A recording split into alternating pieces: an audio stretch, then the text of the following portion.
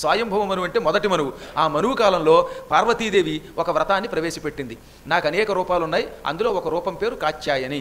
ఈ కాత్యాయని వ్రతం చేసిన కన్యామణులకి శీఘ్రకాలంలో కోరిన భర్త లభించుగాక అన్నదావిడ.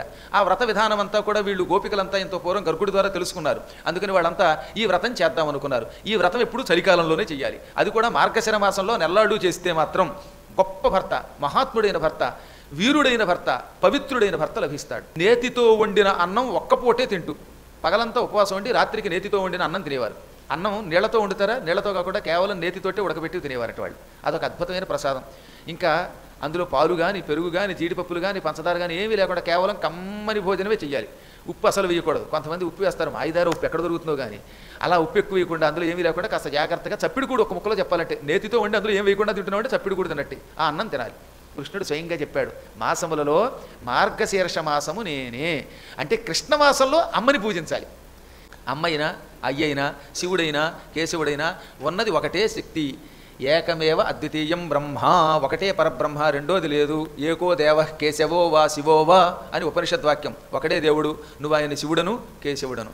ఏ రూపంతో పిలు, ఏ రూపంతో వర్ణించు, ఏ నామంతో పిలు, ఏ నామంతో వర్ణించు, ఉన్నది ఒకడే. అది జ్ఞానంతో కనిపెడితే ఆయన అనేక రూపాలలో దర్శనమిస్తాడు. అందుకని శ్రీకృష్ణుడి స్వరూపం కాలం, మార్గశిరం అంతా కృష్ణుడు. ఆ మాసము నెల్లాళ్ళు అమ్మవారిని ఏక దివస భుక్తితో ఒక పూటే భోంచేస్తూ, అది కూడా నేతి అన్నమే తింటూ వ్రతం చేశారు. ఈ వ్రతం చేసేవాడు తెల్లవారుజామున 3-3:30 మధ్యలో లేచిపోవాలి. 4 గంటలకల్లా నదికి కానీ, నూతి దగ్గరకు కానీ, చెరువు దగ్గరకు కానీ వెళ్ళాలి. అవేమీ లేని గుంటూరు వాళ్ళైతే బోరు దగ్గర స్నానం చేయొచ్చు, బోరు నీళ్లు బాగుంటాను, లేకపోతే బోరే జీవితం. సరే, మొత్తం మీద ఏమైనా తెల్లవారుజామున 4 గంటలకి తలకి స్నానం చేయాలట. అనారోగ్యవంతుల యొక్క నియమాలు వేరు. ఇప్పుడు వీళ్ళంతా ఆరోగ్యవంతులు కనుక శిరస్నానమే చేసి వ్రతం చేయాలి. ఈ వ్రతం చేసే వాళ్ళు ఏం చేయాలట, సామూహికంగా చేస్తే ఎక్కువ ఫలితం కనుక ఇళ్లలో ఎవరైనా నిద్రపోతుంటే, ఎవరో నిద్రపోకండి బాబు, తెల్లవారుజాము అయిపోయింది, 3 దాటిపోతుంది, ఇంకా పడుకున్నారా, లేవండి అనాలి. అందుకే మీకు ఈ మార్గశిర మాసంలో తిరుప్పావి చదివేటప్పుడు ఇంకా నిద్రపోతున్నావా, మొద్దు నిద్రపోతున్నావా, లే లే లే అని గోదాదేవి చదివిన మాటలన్నీ అవే. కాబట్టి తెల్లవారుజామున లేవాలి, స్నానం చేయాలి తలారా. అక్కడ యమునా నదీ తీరంలో ఇసుకతో అమ్మవారి విగ్రహాన్ని తయారు చేసి సైకత విగ్రహం, సికత అంటే ఇసుక, ఇసుకతో చేయబడితే సైకతం, ఆ విగ్రహాన్ని పూజించాలి. పువ్వులతో వాటితో అమ్మవారికి 108 నామాలు ఉన్నాయి, అష్టోత్తర శతనామాలు.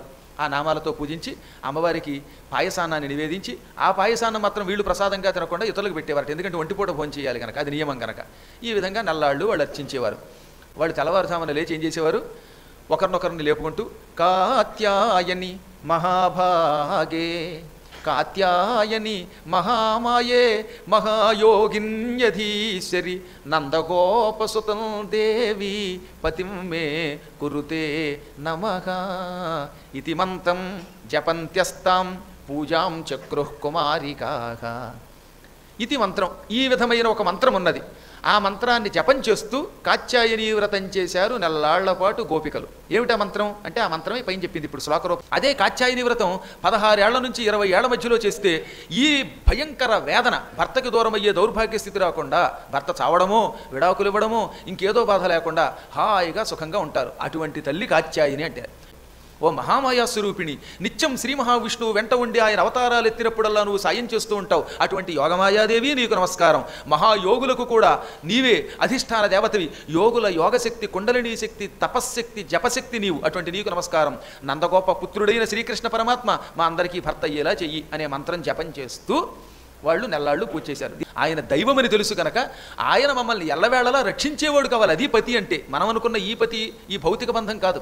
ఇప్పుడు శ్రీకృష్ణుడు ఈ మాటను బట్టైనా ఆయన ఎంతటి పరబ్రహ్మమో తెలుస్తుంది మనకి. మేము మీకేం చేస్తామంటే తల్లి, అందరిలాంటి ఊరేగింపులు చెయ్యం.